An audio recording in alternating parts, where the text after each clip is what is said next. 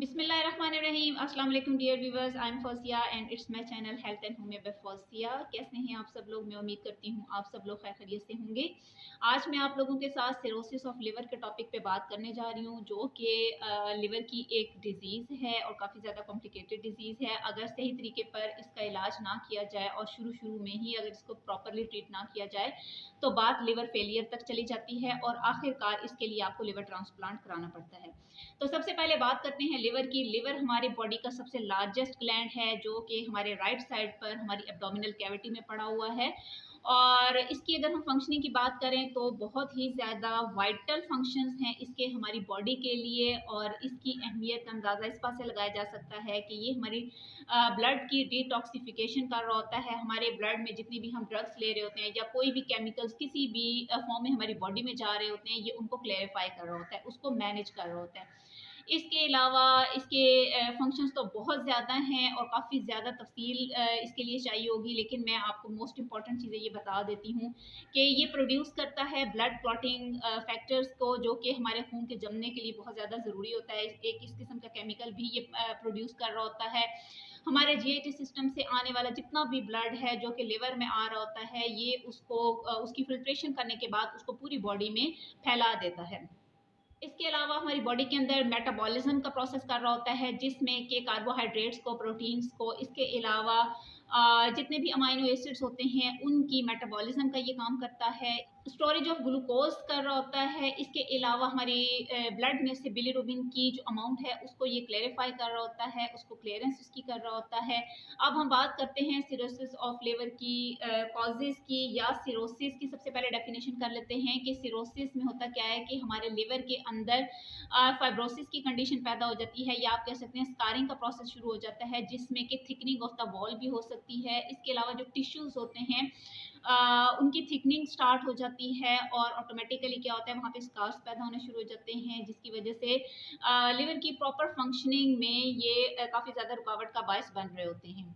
Hepatitis को हम कह सकते हैं कि ये इसकी फॉर्मल स्टेज होती है। जिन लोगों में हेपेटाइटिस ए, बी या सी पाया जाता है, उसके बाद स्कारिंग ऑफ द लिवर होना आप समझ सकते हैं कि एक लाजमी बात बन जाती है। अगर हेपेटाइटिस को प्रॉपरली टाइम पे ट्रीट नहीं किया जाता और आप इससे अनअवेयर रहते हैं, तो ये कंडीशन आपको सिरोसिस ऑफ लिवर तक ले जाती है। और सिरोसिस के बाद, जैसा कि मैंने आपको पहले भी बताया है, कि लिवर फेलियर तक बात चली जाती है।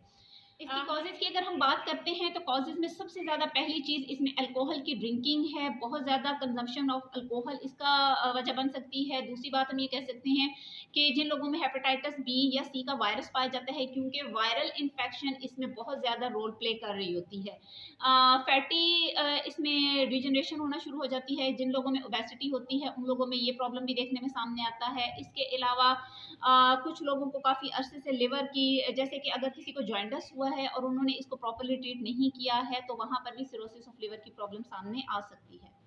बहुत सी ऐसी ड्रग्स हैं, बहुत सी ऐसी मेडिसिन हो सकती हैं जिनके इस्तेमाल के बाद, ये एक लंबे अरसे तक उन दवाइयों को इस्तेमाल करने से भी आपका लिवर डैमेज हो सकता है।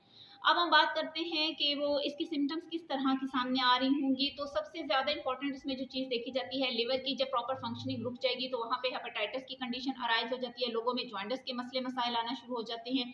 बहुत से लोग यहाँ पर आके आपको एनोरेक्सिया का प्रॉब्लम भी बताएंगे, यानी कि भूख का ना लगना, वॉमिटिंग होना, नोजिएटेड फीलिंग्स आना, यानी कि मतली होना, जी मतलाना शुरू कर देता है। इसके अलावा उनको अपने लिवर के पॉइंट पे राइट साइड पे यानी कि पेन होना शुरू हो जाती है। उनको अपनी वेस्ट के आसपास के इलाके में टेंडरनेस का एहसास होता है कि हाथ लगाने से भी पेशेंट को काफ़ी सीवियर पेन वहाँ पे महसूस हो रही होती है। भूख लगना बिल्कुल उनकी ख़त्म हो जाती है। खाना सही तरीके से हजम नहीं हो रहा होता। हार्ड नोटी स्टूल्स आ रहे होते हैं ऐसे लोगों को। तो ये वो तमाम अलामात होंगी जो कि आप किसी भी पेशेंट में देख कर सबसे पहले तो उसकी स्किन की जो कलरेशन है वो चेंज हो जाती है। येलो कलर आना शुरू हो जाता है स्किन के ऊपर। उनकी जो म्यूकस मेम्ब्रेन्स होती हैं या उनकी जो आईज में आप देख सकते हैं कि वाइट पार्ट ऑफ द आई जो है that is turning towards the yellow colour. तो ये तमाम सिम्टम्स आप देखेंगे कि लिवर की प्रॉब्लम में किसी भी पेशेंट के अंदर आ रहे होंगे और वहाँ पर आपको फ़ौरन से अपने डॉक्टर को रुजू करना है। लिवर सिरोसिस की वो कौन सी ऐसी 4 स्टेजेस हैं कि जिनसे हमें आइडिया हो सकता है first, second and third and fourth stage किस तरह से चल रही है। उससे पहले मैं आप लोगों को बता दूं कि वो कौन कौन सी ऐसी डेफिशिएंसीज हैं हमारी बॉडी के अंदर जो कि इसकी रीज़न का बायस बन रही होती हैं। तो उसमें सबसे ज़्यादा जिंक की डेफिशिएंसी है। इसके अलावा विटामिन डी, ये बहुत ज़्यादा इंपॉर्टेंट है। और विटामिन डी एक ऐसी चीज़ है कि आप कह सकते हैं 1 बिलियन पीपल पूरी दुनिया में जो हैं वो इससे इफेक्ट हो रहे हैं। विटामिन डी डेफिशिएंसी की बात कर रही हूँ कि सबसे ज़्यादा लोग इसकी कमी का शिकार हो रहे हैं। इसके अलावा विटामिन ए, जिंक और विटामिन डी, ये तीनों चीज़ें मोस्ट इंपॉर्टेंट हैं हमारे लिवर की फंक्शनिंग के लिए। इसको प्रॉपर हेल्दी रखने की, इस ऑर्गन को इसकी प्रॉपर फंक्शनिंग के लिए इन तीनों चीज़ों का अपनी खुराक में खास तौर पर ख्याल रखें।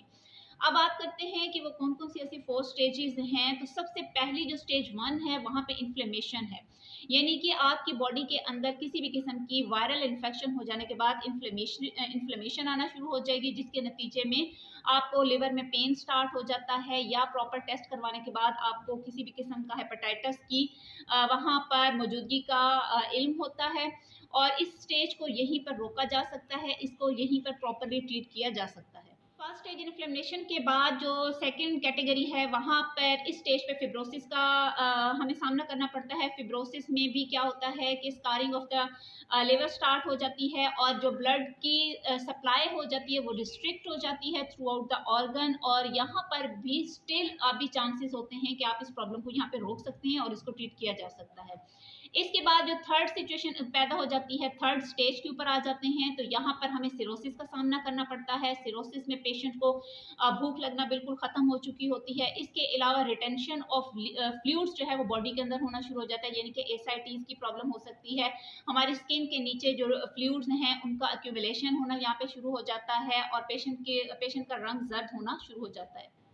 प्रॉपर ट्रीटमेंट ना होने की वजह से फोर्थ स्टेज पे हम आते हैं। और फोर्थ स्टेज में क्या होता है कि लास्ट स्टेज है, यहाँ पे लिवर फेलियर तक की जो सिचुएशन है वो पैदा हो चुकी होती है। लिवर प्रॉपर फंक्शनिंग करना बिल्कुल बंद कर देता है, और यहाँ पर एक लास्ट ऑप्शन जो रह जाती है वो लिवर ट्रांसप्लांट की रह जाती है, क्योंकि इसके अलावा लिवर में अब इतनी कैपेसिटी नहीं रहती कि वो अपने आप को खुद से रिपेयर कर सके, या यहाँ पे हम इसको ट्रीटमेंट देने के बाद इसकी प्रॉपर फंक्शनिंग की तरफ हम इसको लेकर जा सके।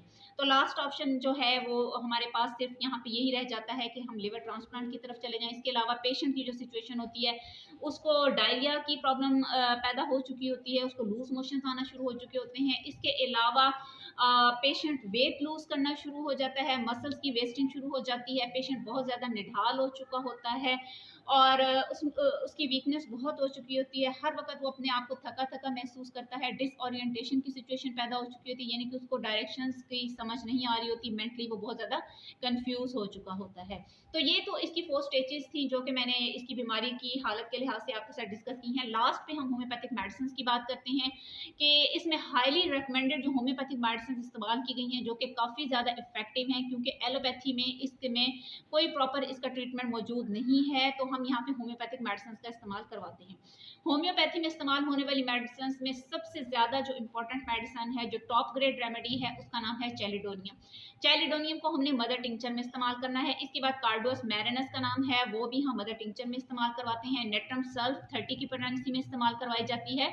और लास्ट पे एक बहुत इंपॉर्टेंट मेडिसिन जो कि बर्बरस वल्गैरिस है, इसको भी हमने मदर टिंचर में ही इस्तेमाल करवाना है।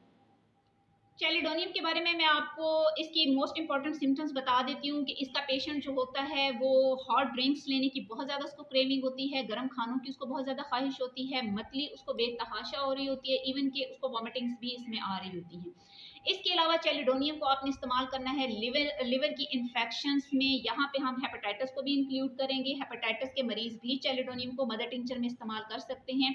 इसके अलावा जिन लोगों को गॉल स्टोन्स हो रहे हों, इसके साथ यानी कि उनके पित्ते में पथरी का मसला पैदा हो गया है और इसके साथ उनको कुली की पेन्स आ रही हैं एब्डोमेन में, वो लोग भी चैलिडोनियम का इस्तेमाल करेंगे। इसमें जॉइंटस भी मस्ट होगा, क्योंकि नोजिएटेड फीलिंग्स होना, वॉमिटिंग्स का होना, भूख का ना लगना, ये तमाम अलामात हमें जॉइंटस की कंडीशन के पैदा होने के फ़ौरन बाद ही हमें ये चीज़ें महसूस होना शुरू हो जाती हैं।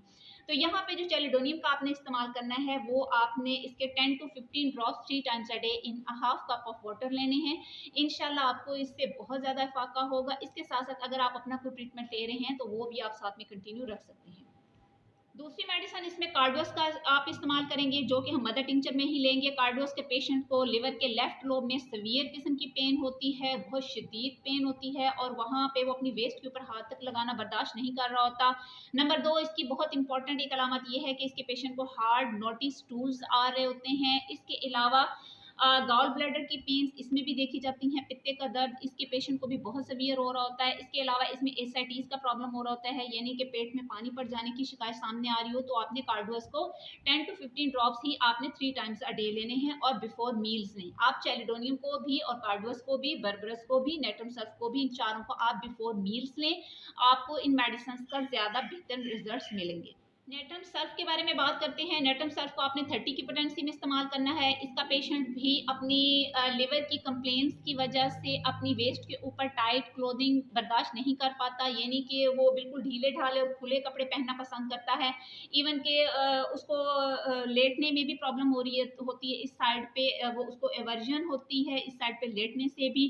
इसमें भी हम देखते हैं कि जॉइंट्स की भी कंडीशंस हो सकती हैं, और जो पेशेंट होता है उसको बिलियस कंप्लेंट्स ज़्यादा आ रही होती हैं, यानी कि उनको मुंह में खट्टा पानी बहुत ज़्यादा आने की प्रॉब्लम हो रही होती है, साथ में वॉमिटिंग्स भी हो रही होती हैं, और इसको मैदे में भी दर्द इसके साथ महसूस हो रहा होता है। वहाँ पे आपने नेटम सर्फ का इस्तेमाल करना है।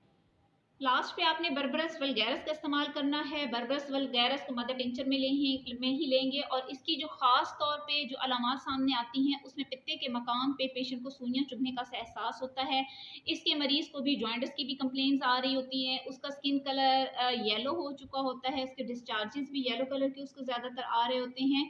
तो ऐसी सिचुएशन में आपने हेपेटाइटिस और जॉइंट्स दोनों की सिचुएशन में ही आपने बर्बरस का इस्तेमाल करवाना है। और मदर टिंचर में इसको लेंगे, इसके भी 10 to 15 ड्रॉप्स आप 3 टाइम्स अ डे लें, आधे कप पानी में लें, खाना खाने से पहले इस्तेमाल करवाएं। इंशाल्लाह आपको इससे बहुत ज़्यादा अफाका महसूस होगा। और इसकी दूसरी कंडीशन ये भी है कि अगर तो बहुत ज़्यादा क्रॉनिक केस हो चुका है और काफ़ी अरसे से एक मरीज़ की तमाम अलामात से आप आगाह हैं, और आपको डॉक्टर्स ने डायग्नोज भी कर दिया है कि इनका जॉन्डिस है या सिरोसिस है या हेपेटाइटिस बी और सी की इन्फेक्शन है, तो आपने चैलिडोनियम को, कार्डोस को और बर्बरस को, तीनों ही मदर टिंचर्स को एक ही ग्लास पानी के अंदर इस्तेमाल करना है। आपने तीनों को ही लेना है, तीनों के ही 10 या 15 ड्रॉप्स आप एक ही ग्लास पानी में इस्तेमाल करेंगे, तो आप इसके रिजल्ट्स ज़्यादा अच्छे हासिल करेंगे और आपको इससे जल्द अफाका हो जाएगा। तो ये तो थी मेरी आज की वीडियो, जो कि मैंने लिवर की प्रॉब्लम, सिरोसिस ऑफ लिवर की टॉपिक पे बनाई है। इसके अंदर मैंने आपको हेपेटाइटिस का, सिरोसिस का और जॉइंटिस का, तीनों टॉपिक्स को कवर करते हुए होम्योपैथिक मेडिसिन बताई हैं। आई होप कि आप लोगों को वीडियो अच्छी लगी होगी। अगर आप भी कोई चीज़ पूछना चाहते हैं या वीडियो से रिलेटेड कोई चीज़ डिस्कस करना चाहते हैं, तो आप कमेंट बॉक्स में कमेंट करके मुझसे पूछ सकते हैं। अगर वीडियो अच्छी लगी हो तो इसको लाइक कीजिएगा। जिन लोगों ने अभी तक मेरे चैनल को सब्सक्राइब नहीं किया या आज वो फर्स्ट टाइम मेरी वीडियो देख रहे हैं, काइंडली मेरे चैनल को सब्सक्राइब कर दीजिएगा। Thank you so much. अल्लाह हाफिज़।